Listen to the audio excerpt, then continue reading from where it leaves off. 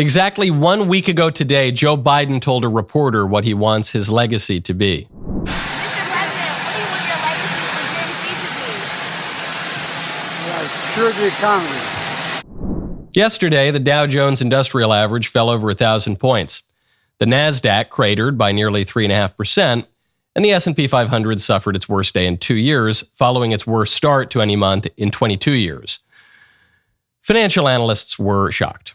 Political analysts were not. I'm not great at interpreting market reports, but I know how to interpret Joe Biden. Whatever he says, assume the opposite. That much is clear. What's not clear is who exactly we're supposed to blame. That is the strangest part of the economic turmoil, the looming war in the Middle East, the social disorder at home, etc.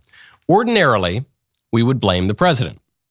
But no one really considers Biden to be the president anymore. I would blame Kamala Harris. She's the VP after all. She's the nominee in 2024. But she doesn't really seem to do much at the White House. So who is it? This is perhaps the distinguishing feature of the Biden-Harris administration. Our leaders are so cartoonishly incompetent. It is not even clear who to blame for their failures. Why did the stock market get creamed yesterday? Ostensibly, it was because of a weak jobs report. So there was this jobs report that came out on Friday that fell way short of expectations. Employers added only 114,000 jobs in July. Economists were expecting something like 175,000 jobs. So that's a huge underperformance.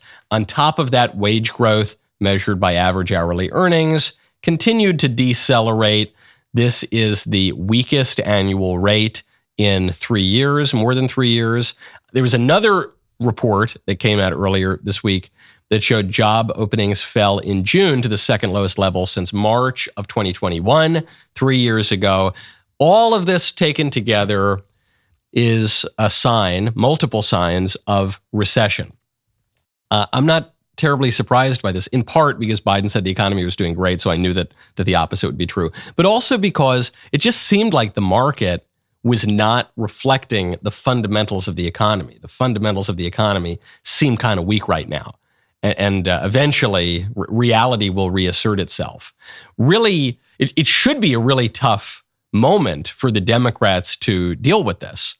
You know, the Democrats are the incumbent party. Joe Biden is the incumbent president, and yet there's this weird situation where, do we really blame Biden? We do in the sense that he's a total failed president, but does anyone think he's even awake right now? Probably not.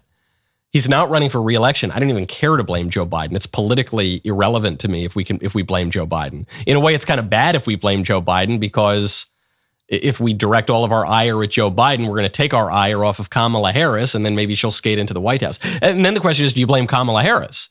She's the VP, right? She's the second in command, but nobody thinks she's doing anything at the White House. The couple of tasks she's been assigned as vice president, she's completely ignored. Being the border czar, she didn't have anything to do with it. Anything she was put in charge of.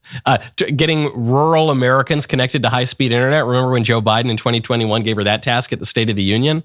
She didn't do that. She didn't connect one single American to high-speed internet. And so you can say, okay, she's negligent, she's incompetent, sure, but do you blame her? I don't know. I just don't know who's in charge.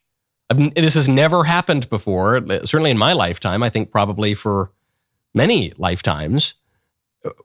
Things are failing, and yet we can't really point to someone in the government and say, it's you. You know, you're the problem. That was a good clip, man. Now ring that bell, subscribe to the Michael Knowles YouTube channel. See you next time.